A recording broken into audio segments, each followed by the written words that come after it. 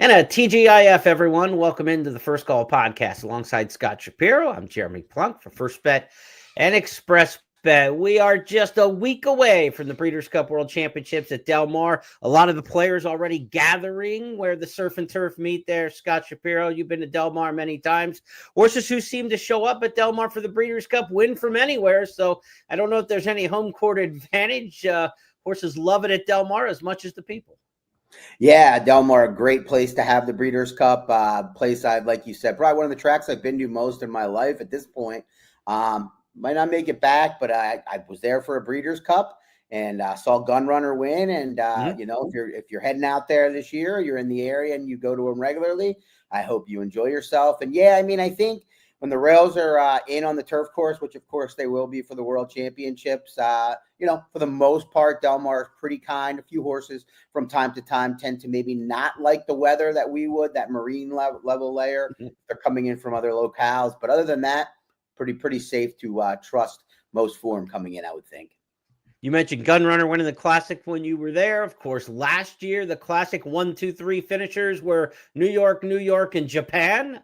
Japan won 2 races in the 2021 edition at Del Mar. So they can come from just about anywhere, and they will, from all corners of the globe for this year's Breeders' Cup. We've got horses, South African natives, South American natives. You got the horses from the Far East. You got the horses from Europe.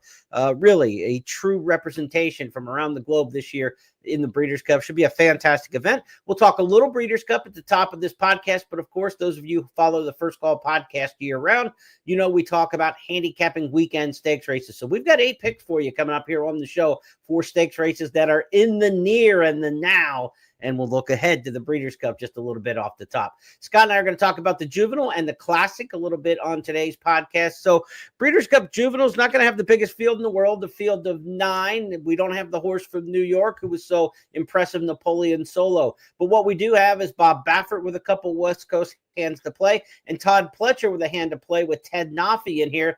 Pletcher and Baffert have teamed to win the last 4 editions of the Breeders' Cup Juvenile. So does the race just to run through one of those 2 big barns? Well, I mean, you would think so. As a gambler, you want to maybe try to poke holes in them. You've got Ted Nafi, who answered the 2-turn question last time, despite some sprinty pedigree on the bottom side for Pletcher and Spendthrift, who had a strong Keeneland meet. And then you've got Brand, who has to answer the question. They've got $3 million that says he can get 2 turns. That's what they spent for this one at the OBS March sale earlier this year. So they've got to answer. He's got to one has to answer a distance question. One has to answer the question shipping out west. Those are questions to potentially be answered, So I mean, you're going to get a lot better prices on a horse, maybe like Blackout Time to step up, or one that I know that you scored out on last time. How you feeling about Intrepido's chances? Well, they're going to supplement him, and that tells you they're pretty confident, right? I mean, they was not an original Breeders' Cup nominee, so they had to pony up the $100,000 to go forth to the Breeders' Cup. So I think that's a pretty significant confidence move. And coming out of the race, I want to see how he's training, study a little bit more on the workout videos, and see how he gallops up to the race, because that was a taxing race last time out in the race, the American Pharaoh at Santa Anita. He was in between horses the whole way and really had to work at the end, kind of a journalism-like victory where he was grinding to him and just wanted it more, it seemed like, in watching him win that race. We'll see how he bounces back out of the race. But Brandt, like you said, has to answer the 2-turn question. He won the Del Mar Futurity, so we know he can handle the track at Del Mar. Can he handle the 2 turns? That'll be the big question in the Juvenile. Ted Nafi, really, if he travels, he'll be tough, right? I mean, what we've seen from him at Saratoga and what we saw from him at Keeneland certainly makes him look to be the cream of the crop. And we'll see if Pletcher can get another one to go along with Forte and a fierceness, and he's had some success in this race in very recent times. So Pletcher may have another one there with Ted Nafi. Let's talk some Breeders' Cup Classic. The news today, 2 bits of news out of the Classic today. Locke will not go forth. He was pre-entered, but he will not make the entry box. Locke has been retired after an illness is going to knock him out of the Breeders' Cup, a reported illness. So I'm not sure what that disclosure is, but he's not going to race again. He's headed to stud now. So no locked in the Breeders' Cup Classic. There were 11 entered in the pre-entries. So we're at 10. One of those is the rabbit in here, contrary thinking for Chad Brown. He's in to set some pace for Sierra Leone, the defending champ in the race. Let's talk rabbits just for a second, Scott. You like the concept? Don't like the concept? Twitter seems all a buzz about it, but Twitter's a buzz about everything. Yeah, Twitter might not be a real world, but it's my real world at times. But it doesn't bother me because it's part of what's been going on in racing forever. It's just part of the way it's gone. And in this race, it bothers me even less because of what looks like a clear lack of speed. I just don't like to watch. I don't think it's as enjoyable to watch races, big races or any races, when they're just crawling on the front end and there's really not much of a chance for horses from the back, or at least you feel that way much of the way. So I don't have a real problem with it. And, in terms of this race, the rabbit, it's going to help the closers, but I don't see another speed. And remember, when he had his biggest impact was in the Whitney, when he didn't break well, and there were two other speed type long shots. Phileas Fogg wasn't a huge price, but there was a New York bred, I forget the name of Gold Square horse, and he had to have the lead type Gold something, I think, a New York bred. But anyhow, there's not that here. I think they're just going to let him run his race. Will it make it better for the closers? Probably, but I don't think he's going to have a huge impact.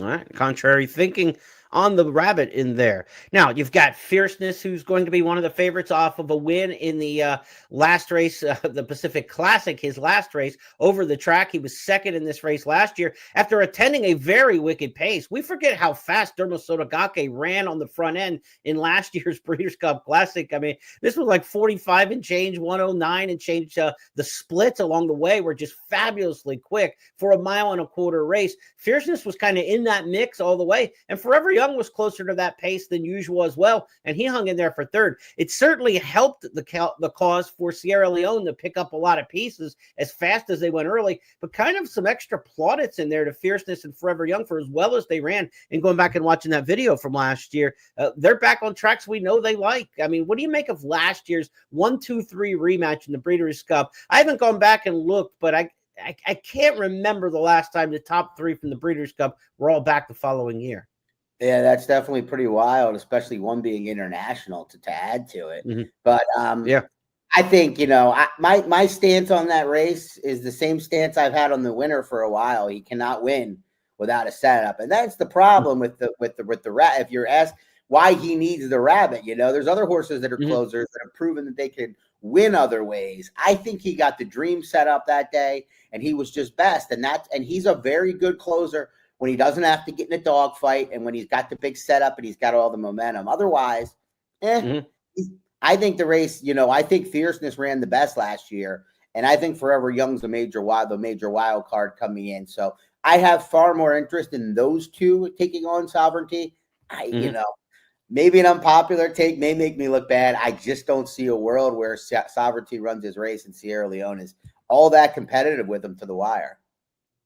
One thing I'm very confident in, I haven't looked up when the last time the top three from the Breeders' Cup Classic all came back the next year, but I'm certain without even cracking open a book or scanning any website that we've never had the 1-2-3 in the Kentucky Derby and the 1-2-3 from the returning Breeders' Cup Classic in the same race. I guarantee you that has not happened. And it's remarkable because we talk about, horses don't stick around or they don't stay together. They can't keep a campaign going. To have the top three from the Kentucky Derby all make the Breeders' Cup Classic is impressive in its own right when you have Sovereignty, who won 2/3 of the Triple Crown, Journalism, the runner-up in the Derby, who won the Preakness, and then Baeza, who was third in two of those races, or third in one, second in the other, and then won the Pennsylvania Derby. So to have all three of them back, along with the three from last year's Breeders' Cup Classic, a remarkable achievement in stability in a division, which we just don't get. I think it's luck and happenstance, and also a little bit of sportingness, by some of these connections to bring the horses back at age 4. Certainly Fierceness could have went to the breeding shed, being a Breeders' Cup champion, a Travers winner last year. He was worth a mint, could have went to the breeding shed. shed. Sierra Leone could have easily retired after winning the Breeders' Cup Classic and saying his page for breeding is never going to look better than this, right? Go while you're hot. He certainly could have retired last year, and of course, Forever Young, coming back and running in Saudi Arabia, running in Dubai, and now running back here in the States at age 4.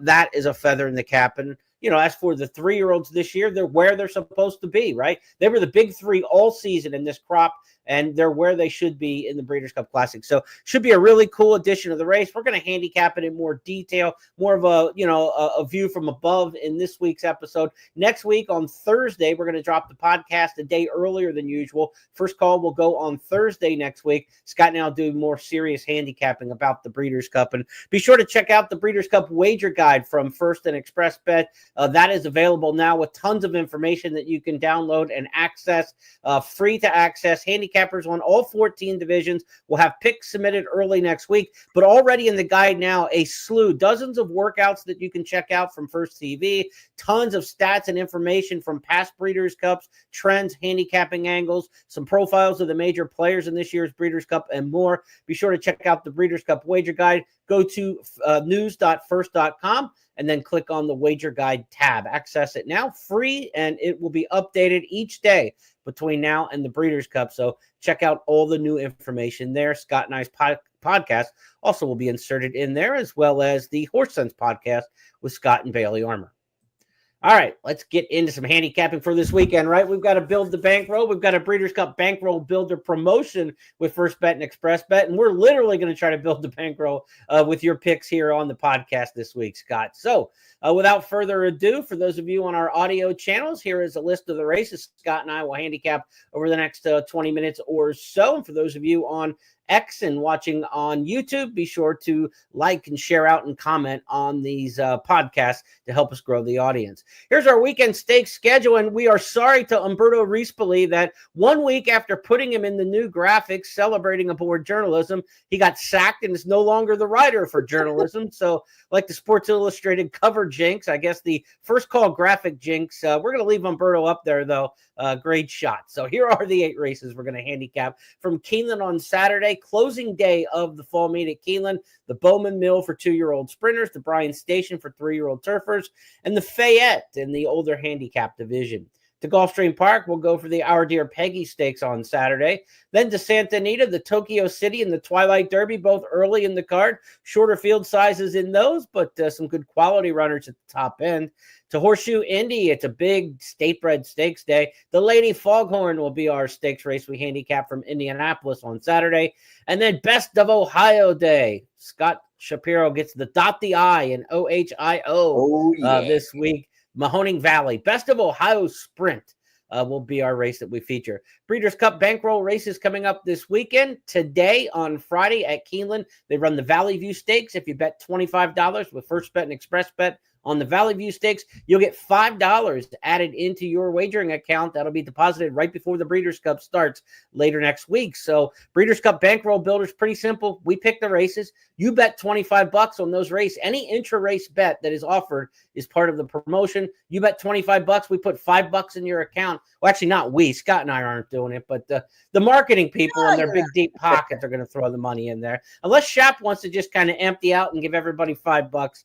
I'm not volunteering for that service, though. If I pick the winner of the Best of Ohio, I'll consider it. All right, how about that? All right. So Breeders' Cup bankroll race today is the race from Keeneland, that being the Valley View. On Saturday, it'll be the Twilight Derby, so we'll give you some help on that one. And then on Sunday, it's the Autumn Mist Stakes at Santa Anita as well. So those are your 3 Breeders' Cup bankroll builder races. Let's get it started. Keep the bees buzzing here. The Bowman Mill from Keeneland, the first one we've got coming up for you. Let's talk about race number 6 on Saturday at Keeneland. 6 furlongs for the 2-year-old Shap. Who do you like in this spot? A note for you and the other fans out there. Number 3, outfielder Will Scratch. He's running in the Breeders' Cup Juvenile Turf Sprint. Good info, because he was a major player. So that leaves us with one Ward winning the race last year with a long neck Paula, Philly, right? Right. So obviously Wesley very capable in here, and probably a positive sign that he thinks he only needs one when he had 2 strong ones, although the Breeders' Cup probably trumping it. Heartily, who I know you're a fan of, and we'll take a look at it in a moment. Certainly a major player in here, coming back off 3 weeks rest, as is Spun DMC off a big maiden victory. But I think there's going to be an honest pace in here, as you would expect. Mhm. And I think Gallivan, who went to the lead last time but was down along the inside the way the race played out, now with an outside post, lost to a horse named Local Knowledge who ran a 94 buyer, big effort for a Pletcher first-time starter. Yeah. Losing that race to me is not necessarily worse, or, I think he kind of faced equal competition, if you will, than what he's facing now, at least at the top of that race. I think Gallivan, who's well-bred, you don't see a lot of LNJ Foxwood horses with Ben Colebrook, but this is a homebred that they took to Colebrook because he had Fancy Dress Party the dam and was successful with her. She was precocious for him. So I'll go with Gallivan here as a maiden in the stakes race. Speed hasn't been as good at Keeneland this meet as it been most meets at Keeneland. And it was really not good opening couple days of the meet. In fact, on the first 2 days of racing, there were no wire-to-wire winners on Friday. There were no wire-to-wire winners on Saturday, including Gallivant trying to do so, until the last race of the card on the second day of the meet. The first wire-to-wire winner was Heartily, and that's why I like him. He overcame a track that wasn't playing to speed, and watch him re-break in the lane here. Very impressive. Heartily is the leader by a length and a half. Telecaster gives chase in second by a length. Helmet of Will third, trying to scoot up the inside with a quarter mile to go, but has to catch Heartily. And now Helmet of Will switches off the rail, comes up to the outside to challenge. Steel Golden is running late. Boonesboro, Circle Me. Steel Golden coming down the center of the track. 7 lengths behind the lead, though, of Heartily. And Heartily in front by a 6-length margin at the 16th pole. It is Heartily for John Velasquez, his 5th win on this card. Late run from Liberty Valance to challenge at the wire for second, but no catching. Heartily. That was a 5-win day for Johnny V. He's had a really good meet. He spent a couple days up in New York, missed a day for some personal reasons. Hasn't ridden that many mounts, but he's riding at an elite level at this Keeneland meet. Johnny V with 11 victories so far at Keeneland, 5 of those coming in that big first Saturday of the meet. I've got the one Heartily. Scott's got the 6 Gallivant. We'll try to make some money there in race number 6, the Bowman Mill at Keeneland. To the 8th, we go at Keeneland on Saturday. What a meet it has been for the sire, not this time on the turf. 7 of his offspring have won turf races at Keeneland this meet. Many of them 2-year-olds, all on the grass for not this time. And what happens in this race? You say, well, wow, look, I'll take the 1. He's by not this time. Then you realize as you go down the list, 7 of the damn horses in this race are sired by not this time. So much for a handicapping angle in the Bryan Station. But the not this times have been absolutely incredible in the turf here. I'm going to take one of them, but there's 7 in the race. So let's talk Bryan Station. Who do you like? Well, I do give a not this time a shot. Yeah, surprise, surprise. But it's a 20-1 version in Macera, who I almost picked. But I'm a big fan of number 10, Simulate. So I'm going to play, if there was prop bets, I might play no, not this time, Cole. Yeah, that's probably the best gamble you can find in there when there's 7 against you. Yeah, exactly. I will take Kitten's Joy in this race with Simulate, who I think this is a fun race. This is a good race. I could easily make cases for at least half the field.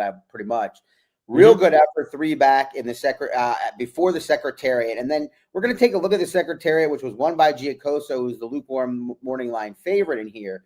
But that was a tale of 2 trips. We won't see most of it. But Giacoso came up the inside while Simulate was caught wide that day, and It was a difference. It was a length difference maker. The Nashville Derby, I'm not going to worry about. That was a grade 3 at Kentucky Downs. Was maybe the one race that was maybe better than the grade that it was given as opposed to lesser. But that was a good race. It was a mile and 5/16. I'm going to put a line through it and hope that he's ready to roll here off the freshening for Bill Mott. Let's go back to Colonial Downs, take a look at that Secretariat Stakes. The rematch is on between Giacoso and Scott's top pick, Simulate. Let's go to Colonial's voice, Jason Beam, and the great words of George Jones. The race is on, as he likes to say. Antisocial now within a neck on the outside as Maui Strong travels nicely. Cairo Caper, here's Dream On warming up, and Dream On coming with a 3 or 4 wide sweep on the outside. Meanwhile, Giacoso is going to stay bottled up toward the inside. Going to need to find a seam as Maui Strong Antisocial. Dream On coming with that big 4 wide move. Cairo Caper is right there and amongst horses. Giacoso going to look for a way through. Simulate is in behind horse with Anagata. They stack right across the track. Dream On toward the center. Simulate trying to run on right down the crown of the track. Giacoso meanwhile comes through down at the fence. Giacoso's narrowly in front. Antisocial right there. Down the far outside goes Simulate. They come to the wire. It's Giacoso took the shortest way home and wins the Secretariat Stakes. Simulate an antisocial. We're in a photo there for second. After that was Enagata and Dream On. He said, when you're watching a race replay, can you flip the result somehow? What excuse or what reasoning do we have for the result that we saw? And how can it be different? Like you said, one took the overland route, one took the inside. And if we get different kind of trips here, we could see a different result. Final Gambit is the horse who we know about from the Triple Crown Series, his big win in the Jeff Ruby earlier this year. He's got some eye-popping, brisk, late-pace figures. I think he's going to finish very strong in this mile. I actually like him at shorter distances, so I think cutting back to a mile is going to serve him pretty well in this spot.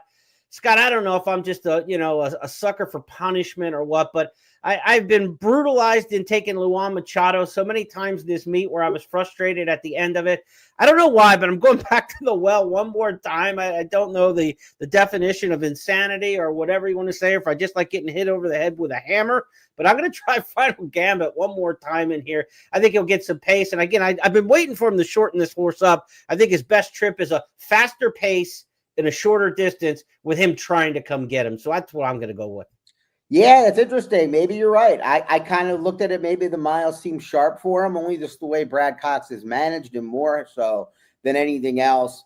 I wonder if he's kind of, Brad might have told us something when he won the Ruby and then finished fourth in the Kentucky Derby, and he didn't even consider the Belmont. And we were all kind of wondering. I think he knows what this horse is. I think he's a nice horse. I don't think he's a superstar. And if he's going to be one of the favorites in this race, having to come from last to first, I'm a little leery. But you're right. Those late pace ratings on Brisnet tell the story that if there is a fast pace and they are finishing from the back, he very well could be the one making the last move. How are you going to pick against a Not This Time? There's only one. Well, there's only a 7 and 10 I love Not This Time in the. Actually, I don't, but I love Not This Time in the Bryan Station. What's funny is like Not This Time had a very short racing career. Turned out to be one of the most influential young sires we have. Into Mischief, very short racing career, tremendous sire. All the talk about, you don't want to breed to these, brittle kind of horses that had the short careers. Well, a lot of people did. They have prolific numbers, but they're getting results. I don't know if they're going to get stability out of them, but they're certainly getting results. Wasn't Pioneer of the Nile pretty lightly raced? Did he? Yeah, Pioneer of the Nile. Maybe not. Maybe he wasn't. No. Not as lightly raced as those horses. Yeah, sure. No. I'm thinking of another horse that was a California horse that ran a huge number a couple times. Sprinter. He ran that real big number. He was a good sire. Hardly ever raced. I can't remember who it was. It was a long time ago. He ran like a monster number that was like one of the bigger numbers ever. But anyhow, good point. Let's try the Fayette Stakes, huh? Race number 9 next up. Mile and an eighth. Great Free Company.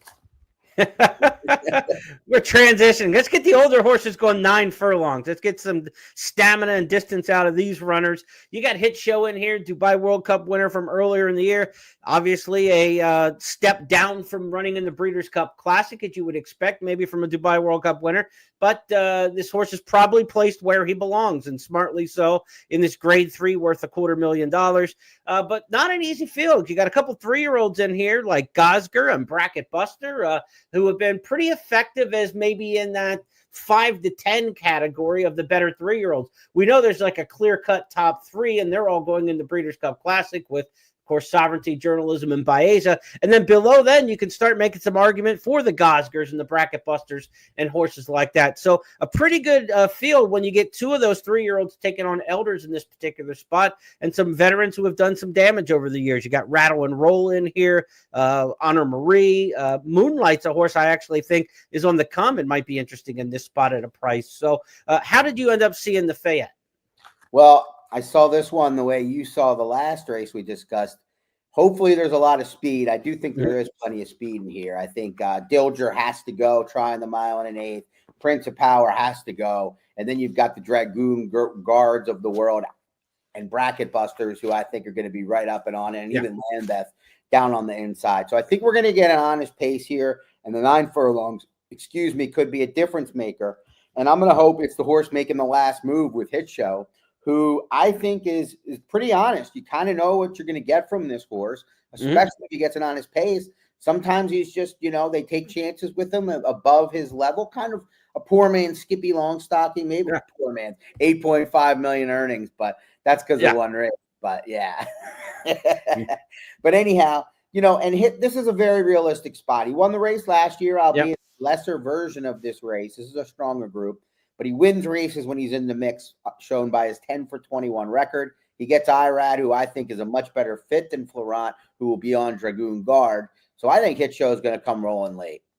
He's 2 for 2 over the track at Keeneland, and he kind of announced his presence in a 2-year-old race back here a couple years ago. He's now age 5, but 3 years ago in the fall meet, I remember Hit Show was one of the most impressive 2-year-olds of the fall, and said, hey, this is one to put on our Triple Crown consideration. Of course, then he went through the New York preps onto the Triple Crown, and now still at age 5, still kicking pretty well. He got his signature victory earlier this year as a 5-year-old in Dubai. And it is Mixto who goes up to challenge Walk of Stars. Forever Young has a mighty task ahead of him. Wilson Tesoro goes with him in 3rd and 4th. Hit Show running on from the back, but it's Mixto who hits the lead here with 150 metres left to go. Mixto for Doug O'Neill and Frankie Dettori. Hit Show out when it's all too late. Look at Hit Show right over the top. Hit Show for Florent Giroux and Brad Cox in the Dubai World Cup. Wins in spectacular.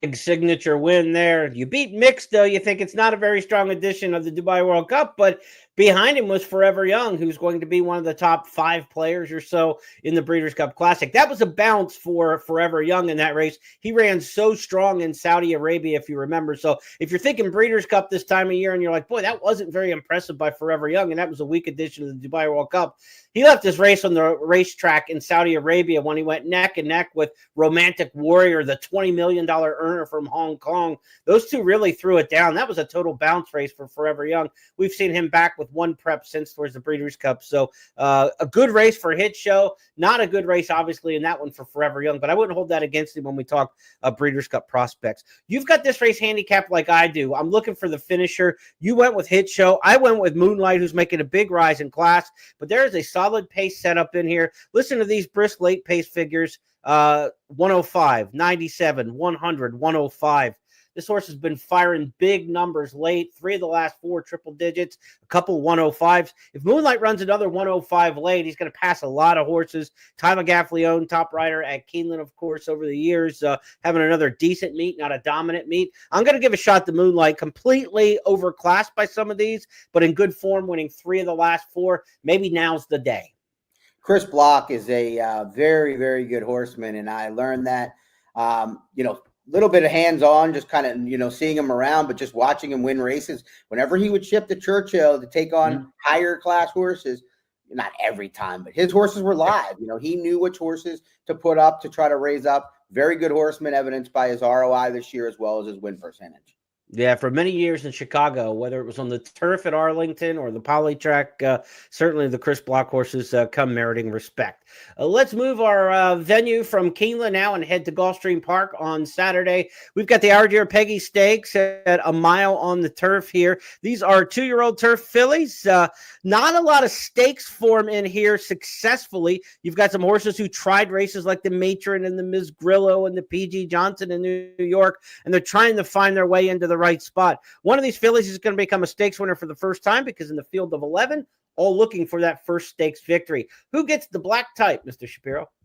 Yeah, I'm chalk here because, like you said, there's a lot of fillies in here that might have some form on the dirt or synthetic or sprinting, but not any form really at this level or at 2 turns on the turf and anything close to the form of number 5, Storm's Wake.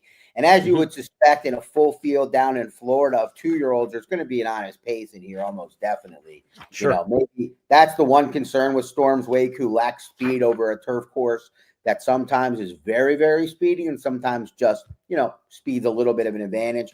If they go an honest pace, I think this number 5, Storm's Wake, daughter of Oscar Performance. Brian Lynch has gotten a lot out of Oscar Performances. Who's the what's that? Tumbarumba comes to mind for me, but this is one that actually did it on the turf, and she should be coming rolling for win number 3 in my estimation. You got main track horses in here. You got sprinters stretching out, like you said. Who hits the crossroads at a turf mile at this class level best? Storm's Wake, turf mile at Churchill, last time out in Allowance Company. That should stack up awfully well. Storm's Wake, top choice in race number 9, the Our Dear Peggy. To Santa Anita, we go on Saturday. A couple races early on the card to take a look at here. Races 2 and 5. It'll be the Tokyo City Stakes at a mile for 3-year-olds and up in race number 2. And then they'll go 9 furlongs on the dirt, or on the turf, I should say, in the Twilight Derby in race number 5. All right, Scott, Tokyo City, only 4 entered in this particular spot. We know some of these names, though. Gaming, Privman, we've seen them on some big race days. Privman coming out of the Goodwood. Of course, Gaming was a horse last year in the Breeders' Cup Juvenile, a horse who won the Del Mar Futurity. Pony Express, though, is one that we don't know a whole lot about. In a field of 4, it's going to be some inside speed. It's basically been wiring horses. Tried the Jim Dandy, didn't hold up there. Let's see Pony Express most recently, though, and see if you think this horse can take them all the way in Saturday's edition of the Tokyo City. Any headway whatsoever as the field turns for home. Pony Express turns it on with a 6-length lead. Canada Gate is still in second, indispensable third. It's a strung out field behind Pony Express, who will romp home under Umberto Rispoli, making every pole a winning one. Pony Express will win by 8 when the smoke clears. It'll be close for second, very tight indeed, between Canada Gate and indispensable. That was the only start of this year for the John Sadler trainee. The Jim Dandy we talk about was last year when going against Fierceness and setting the pace in that one. Can John Sadler beat the Bafferts in here? Baffert's got gaming improvement. I think this is a big step up in class. If you look at the last race, the runner-up Brazenly is a horse that has not won in some time. And you look back at the other race he won, that wasn't a very strong group. So he's the kind of horse that seems to be very visually impressive and fast when he has things his way, and then not the same when he doesn't. And I just think the Baffert duo of Gaming and Privman, along with even Mining District, has enough early gas to keep them honest in here. I'm not a fan of Gaming in general. I think we've seen the best of them, and Baffert scratched him out of a couple of better, tougher spots. He was very underwhelming with that third. Make sure you realize in the shared belief there were only 3 in there, so don't give him too much credit for hitting the board. Right. I think Privman's going to get the right trip and the right setup in here. I think this is a horse that struggled to win races early, but has kind of figured that out. Maybe the added ground has been the difference since 2 turns. He has won 2 races, and then he ran 3rd in the Goodwood. The outside in a compact group should work to his advantage. So I'll go with Privman here, but you mentioned this race and the next one, the stakes on the card, more competitive in terms of full field later in the card, and I do have a blog up on the Express Bet and First Bet blogs breaking down that pick 5. All right, late pick 5, Scott's featured handicapping for Saturday at Santa Anita. Let's talk about the Twilight Derby next up in race number 5. This is our Express Bet race of the week. A field of 5 in here. Graham Motion brings Test Score West, and Graham Motion's had a good year shipping to California. He won a couple stakes at Del Mar. He teamed up a couple times with Juan Hernandez to win at Del Mar. Give me another amongst those, Heredia. He's run 7 horses in California this year. Graham Motion, 3 wins, 2 seconds, and a third. When he ships, he means business, apparently. Do you like Test Score in the Twilight Derby, or are you going elsewhere? I'm going to go elsewhere, and this is a horse that I've kind of been on the right side of. Rarely that happens, but I liked him in the Belmont Derby and didn't like him in the Saratoga Derby. Didn't really take part in the Nashville Derby, but the addition of blinkers, you look at Graham Motion's stats very quickly, and he's got good numbers when he adds blinkers, but not with turf route stakes horses. That's not something he does, These are maybe his lesser horses. I didn't dive in fully. I dove in more to this category, not the ones that he was successful in. But I thought that one might get, you look at the numbers real quick, and I think that is, pops out that he's got positive ROI even with that stat. I think Nameron is the horse on the come here. This is a horse that we talked about some of the horses that were in the Gun Runner in one of the Keeneland races, the Bryan Station analysis, right? Yeah. And Plensa and Giacoso were a couple of the favorites in there. Well, this horse comes over, Hronis and Sadler, who get plenty of horses from overseas as well as anywhere. 14-horse field, and he gets bet down to 7-2 off of German form, which, that was a 14-horse field to get back. This barn, or Hronis, they bet that, when they like their horses, so the fact this horse took money and then ran as well as he did, I think bodes very well for him. That was a $2 million race that I wouldn't say rushed to get into, but that was clearly the plan. So I think Nameron might have a bright future here for Hronis and Sadler. Yeah, you mentioned Plenza Giacosa ran 1-2 in that race in the gun runner. Namaron third. The Bryan Station at Keeneland post is 4:44 Eastern. This post for the Twilight Derby is 6:05 Eastern. So you're going to know the result of the Bryan Station, see how those horses run back if you like to compare like that, to try to assess a little company line, give a barometer maybe on Namaron. That might be a way to do it. Again, Bryan Station goes off about an hour and 20 minutes before the Twilight Derby.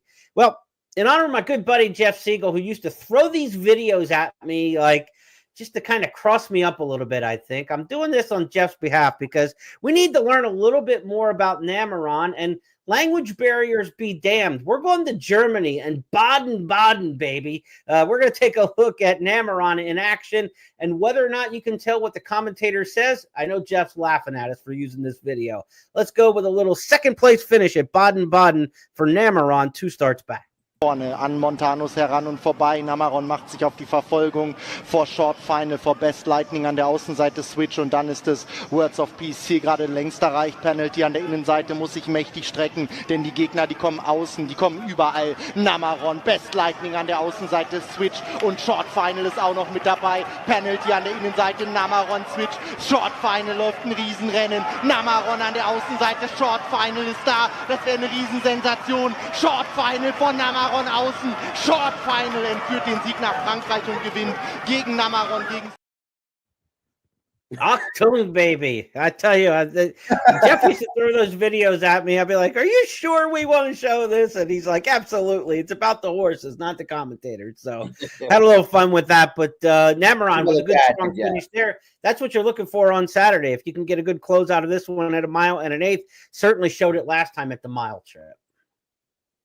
Yeah, that's exactly it. I mean, I'm a little worried about the pace, but I think if it bunches up, it might work to his advantage too. And I just see what they like that horse in that race. And that means something to me because they know more about this horse than I do. Straight up. I got one in here I'm going to throw a little curveball at with September 64. This horse is going long for the first time.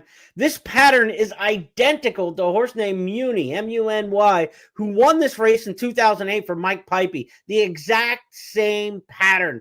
4th start after coming out of a maiden and allowance race, stretching out. Mike Pipey's kind of one of those crafty, shrewd veteran trainers. He's not having the greatest year at 12%, but we know he can win some big races. This kind of just feels like a paceless race, like you said. You're not sure where the pace is going to come from. He's going to set it at 1 mile and 1/8 on the inside and just see how far they can go. And I can see Kimura just, don't slow it down. Just go and don't try to back it up, because if they back it up, the field's going to run over him probably in the stretch. So I'm going to see if September 64 can string him out a little bit and hold on for a piece in here. I think this is the horse, if you're playing an exacta, who probably gets nailed by 1 and runs second in here. But if everything goes right, and it did for Muni back in 2008 in this race, it could be a Mike Pipey deja vu. Yeah, I mean, the only thing about what you're hoping for, which is that, the runoff, but the positive runoff, not the one you don't want, is that he did it last time and didn't hold as a 2-1 favorite. So they might take a little more of a hold. But otherwise, I agree with that strategy. He just went real fast last time. They went fast with the 2 Namaron in that race at Kentucky Downs. He was way out. I hope he's sitting second. I hope he's the one, because I test score to me, if he runs his race, he wins for fun, right? But I got a few questions. I mean, when you're trying to pace scenario or race out, the horse sitting second in this race is probably up a higher percentage. I mean, like, they are going to get the beneficial trip, right? Like, if you thought a horse had 20% chance to win and they get to sit second in this trip, you better bump them up to about 35-40% chance to win, because it's going to be a dream scenario. The horse in front, you don't think can go 1 mile and 1/8. You think he comes back, you get first run on him. I mean, it's the dream spot to be in this race is sitting second. Whoever can get it, their chance of winning certainly increases.